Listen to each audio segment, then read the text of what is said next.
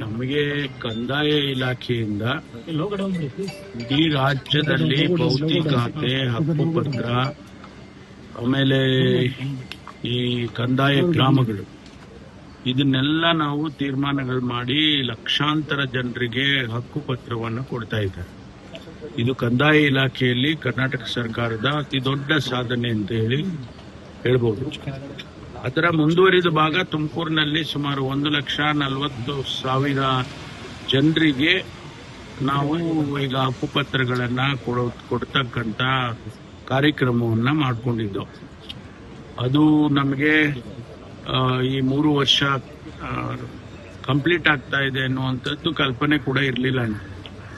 ಯಾವಾಗ ನಮಗೆ 20ನೇ ತಾರೀಕು ಡೇಟನ್ನು ಮುಖ್ಯಮಂತ್ರಿಗಳ ಕಚೇರಿ ಕೊಟ್ಟ ಮೇಲೆ ನಮಗೆ ಅದು ಸಿಂಕ್ರೊನೈಸ್ ಆಗ್ಬಿಡ್ತು. 3 ವರ್ಷಕ್ಕೆ ಮೇ 20ಗೆ ಪ್ರಮಾಣ ವಚನ ಸ್ವೀಕಾರ ಮಾಡಿದ್ದು ನಮ್ಮ ಸರ್ಕಾರ ಅಸ್ತಿತ್ವಕ್ಕೆ ಬಂದಿತ್ತು ಅನ್ನುವಾಗ ಇದನ್ನ ಒಂದು ರೀತಿಯಲ್ಲಿ 3 ವರ್ಷದ ಸಾಧನೆಯನ್ನೇ ಮಾಡ್ಬೋದಲ್ಲ ಅಂತ ಹೇಳಿ ನಾವು ಆ ರೀತಿ ಮಾಡ್ಕೊಂಡಿದ್ದೇವೆ. ಸಾಧನೆಗಿನ್ನ ಹೆಚ್ಚಾಗಿ ನಮ್ಮ ಕಂದಾಯ ಇಲಾಖೆ ಕಾರ್ಯಕ್ರಮ ಮುಖ್ಯವಾಗಿ ನಡೆಯುತ್ತೆ. ತಾವು ಕೂಡ ಪ್ರಣಾಳಿಕೆ ಸಮಿತಿ ಅಧ್ಯಕ್ಷರಾಗಿದ್ದೀರಿ. ಸರ್ಕಾರ 3 ವರ್ಷ ಆಯ್ತಾ ಬಂತು. ಪ್ರಣಾಳಿಕೆಯಲ್ಲಿ ಎಷ್ಟು ಘೋಷಣೆ ಮಾಡಿದ್ರು ಅಷ್ಟು ಪ್ರಣಾಳಿಕೆ ಭರವಸೆಗಳು ಈಡೇರಿದೆಯಾ ಸರ್? ಇಲ್ಲ, ಈಗ ಮೋರ್ ದನ್ 50% ಆಗಿದೆ. ಇನ್ನು 2 ವರ್ಷದಲ್ಲಿ ಏನು ನಾವು ಮಾಡಬೇಕಾದದ್ದನ್ನೆಲ್ಲ ಮಾಡ್ತೇವೆ.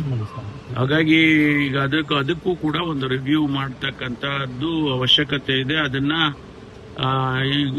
ಈಗ ಸದ್ಯದಲ್ಲೇ ಮಾಡ್ತೀವಿ. ಸರ್ ಈಗ ಇದು ನಮ್ಗೆ ಯಾವ ವ್ಯಾಪಾರನೂ ಗೊತ್ತಿಲ್ಲ.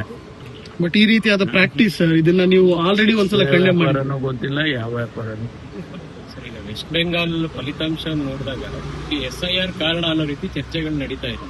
ರಾಜ್ಯ ಸರ್ಕಾರ ಕಳೆದ ಫೆಬ್ರವರಿಯಲ್ಲಿ ಕೂಡ ಕ್ಯಾಬಿನೆಟ್ ನಲ್ಲಿ SIR ಬಗ್ಗೆ ಡಿಸ್ಕಷನ್ ಮಾಡಿದ್ವಿ.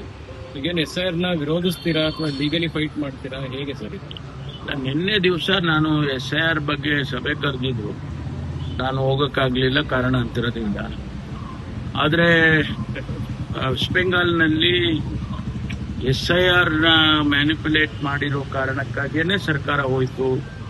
100 ಸೀಟ್ಗಳಲ್ಲಿ ಬಿಜೆಪಿಯವರು 5,000 ಮತಗಳ ಅಂತರದಲ್ಲಿ ಗೆದ್ದಿದ್ದಾರೆ. ಅಷ್ಟರೊಳಗಡೆ ಗೆದ್ದಿರುವಂತದ್ದು 5,000 ಮತದ ಒಳಗಡೆ ಗೆದ್ದಿರುವಂತದ್ದು 100 ಸೀಟ್ ಅಂತ ಹೇಳ್ತಾರೆ.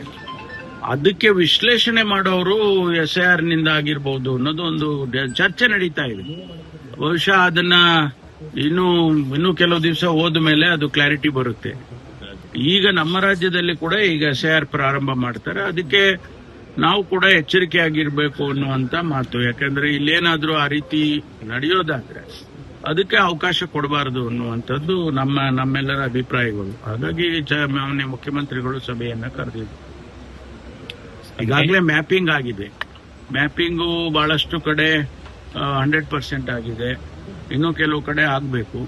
ಅದು ಕಂಪ್ಲೀಟ್ ಆದ್ಮೇಲೆ ಒಂದು ಚಿತ್ರ ಬರುತ್ತೆ.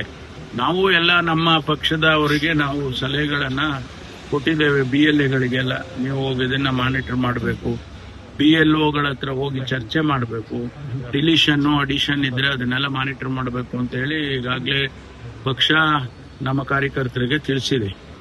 BLAಗಳಿಗೆ ಅದನ್ನ ಔಟ್ ಮಾಡ್ತಾರೆ. ಸರ್, ಈಗ ಮೇ 20ಕ್ಕೆ ಸಾಧನಾ ಸಮಾವೇಶ ಆಗುವುದ್ರೊಳಗಡೆ ಈ ಕ್ಯಾಬಿನೆಟ್ ರಿಶಫಲ್ ಬೇರೆ ವಿಚಾರಗಳಿಗೆಲ್ಲ ಎಲ್ಲಕ್ಕೂ ಗೊಂದಲ ತೆರೆ ಬೀಳುತ್ತೆ ಸರ್. ನೀವೆಲ್ಲೋದ್ರೂ ಕಡೆಗೆ ಅಲ್ಲಿಗೆ ಬರ್ತೀರಾ. ನಾನು 100 ಸತಿ ಹೇಳಿದ್ದೀನಿ ಇದೆಲ್ಲ ಹೈಕಮಾಂಡ್ನವ್ರು ತೀರ್ಮಾನ ಮಾಡ್ತಕ್ಕಂಥದ್ದು ಅಂತ. ಈಗಲೂ ಹೇಳ್ತೀನಿ 101ನೇ ಸಾರಿ ಹೈಕಮಾಂಡೇ ತೀರ್ಮಾನ ಮಾಡೋದು.